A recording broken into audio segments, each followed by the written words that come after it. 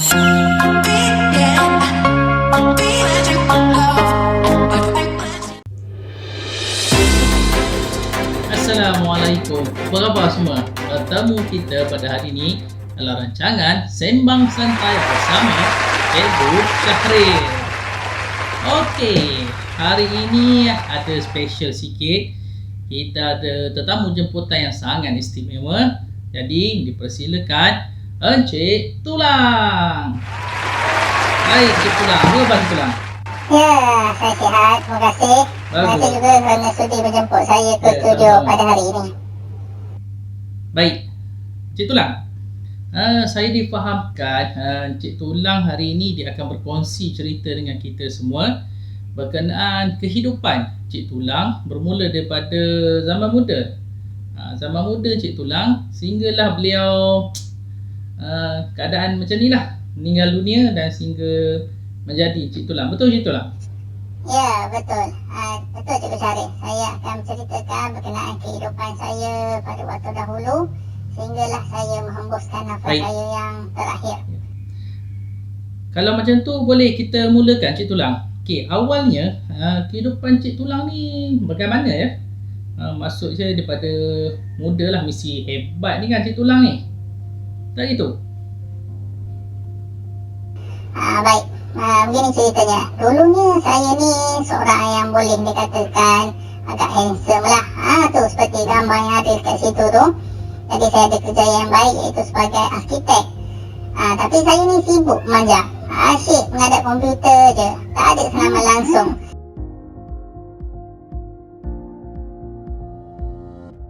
Diburukkan lagi dengan saya suka makan makanan dan minuman yang manis. Dan saya juga makan makanan yang tidak berkhasiat.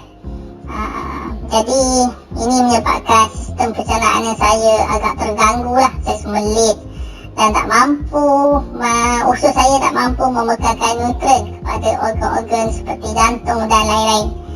Usus kita ni penting ni sebenarnya. Lebih malang lagi, saya ni merokok. Seperti yang kita tahu, sistem pernafasan kita ni berkait rapat dengan sistem peredaran darah, di mana paru-paru akan menyerap oksigen dan menyingkirkan karbon dioksida. Merokok ni menyebabkan paru-paru saya gagal berfungsi dengan baik.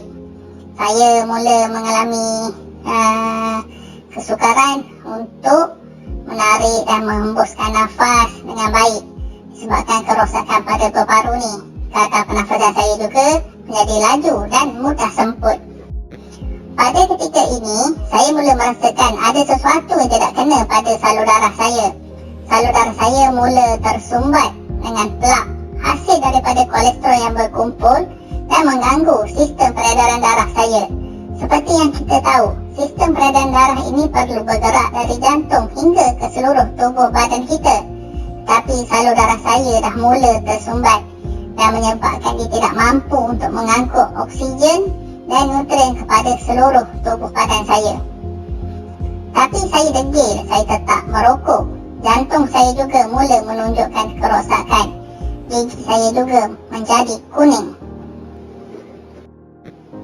Badan saya juga mula menjadi gemuk. Tapi pada waktu ini, saya tak peduli. Saya tak hiraukan. Saya hidup dengan gembira seolah-olah tiada apa masalah yang berlaku. Makan dan minum sesuka hati. Saya juga merokok seperti biasa dengan banyak makan makanan yang tidak berkhasiat. Dan akhirnya saya dikejarkan ke hospital kerana mendapat serangan jantung.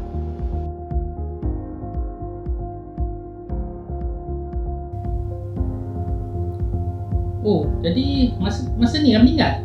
Tidak. Masa ni belum mati lagi.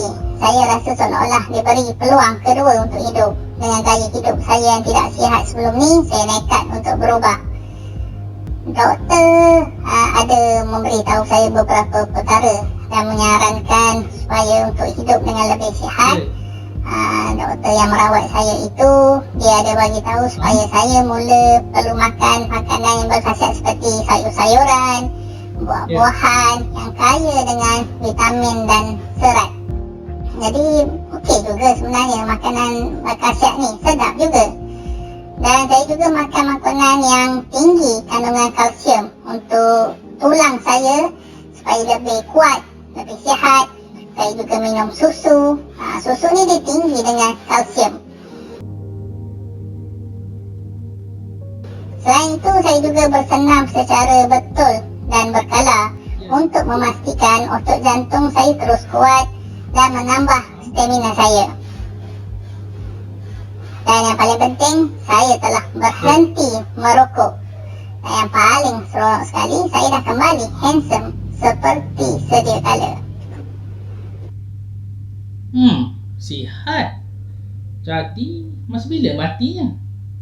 Ni sihat je ni. Makan bagus, apa semua bagus. Dah senam semua.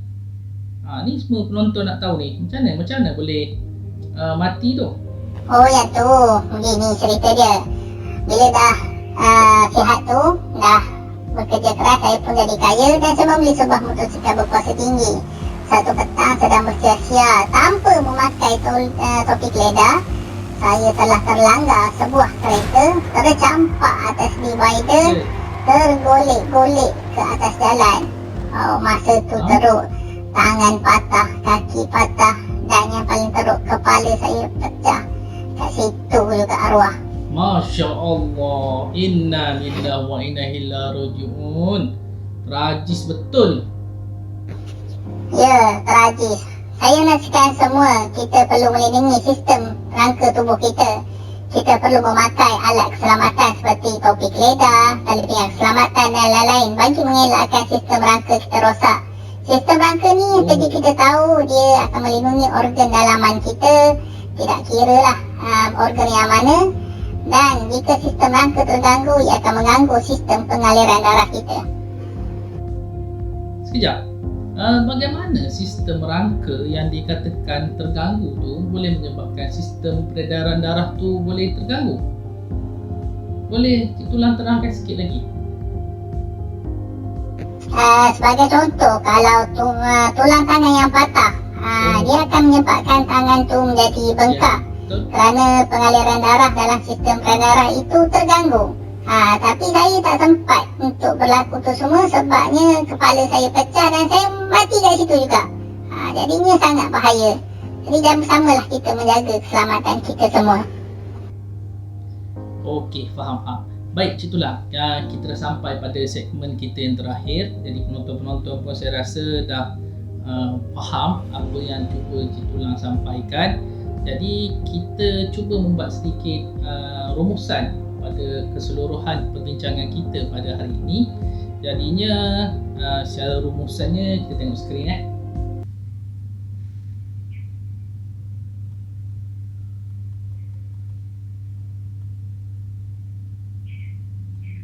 Penting untuk menjaga semua sistem dalam tubuh manusia ni, kerana sistem pernafasan, rangka dan pencernaan dia saling berkait. Jika kita tidak menjaga dengan baik, maka kita boleh sakit, bahkan boleh menyebabkan kehilangan nyawa. Jadi kita tidak boleh cuai dalam memastikan perkara-perkara ini. Jadi kita tengok pula rumusan dari segi aktiviti yang tidak sihat dan akibat dia. Jadi kalau kita makan makanan yang tidak berkhasiat, kolesterol akan membentuk dalam salur darah dan boleh menyebabkan penyakit jantung dan sembelit. Merokok juga boleh menyebabkan paru-paru tidak dapat menyerap oksigen dengan baik, darah tidak boleh mengangkut oksigen ke seluruh tubuh dengan mencukupi. Kalau kita tidak melakukan aktiviti fizikal yang mencukupi, lemak akan berkumpul dalam badan dan badan kita boleh menjadi gemuk. Dan masa ni kolesterol berkumpul lah. Dan jika kita tidak memakai perlindungan dan melindungi tubuh semasa melakukan aktiviti berisiko, boleh menyebabkan sistem rangka kita patah dan boleh menyebabkan kecederaan kepada organ-organ kita. Jadinya kita tengok pula kepada rumusan untuk jenis aktiviti yang tidak sihat dan cara mengatasinya. Jadi kalau kita makan makanan tidak berkhasiat, kita perlu mengatasi dengan makan makanan yang sihat dan seimbang. Merokok pula perlu dijauhi, jangan merokok dan perlu juga menjauhi kepada perokok-perokok. Dan kalau kita tidak melakukan aktiviti fizikal, kita dah boleh mula untuk bersenam secara berkala. Dan jika kita melakukan aktiviti berisiko, kita perlu memakai alat perlindungan seperti topi keledar bagi melindungi organ-organ kita daripada tercedera. Baik, Cik Zulan, dengan berakhirnya rumusan yang kita sama-sama lihat tadi, maka berakhirlah rancangan kita pada hari ini. Jadi, terima kasih kepada Encik Tulang kerana sudi hadir pada rancangan kita pada hari ini. Ya, sama-sama. Nanti jemputlah lagi ya. InsyaAllah, insyaAllah. Jadinya semoga semua mendapat manfaat. Jadi kita jumpa lagi pada tarikh dan waktu yang tak tahu bila. Jadi stay tune pada channel YouTube Cikgu Syahril. Assalamualaikum warahmatullahi wabarakatuh. Bye bye.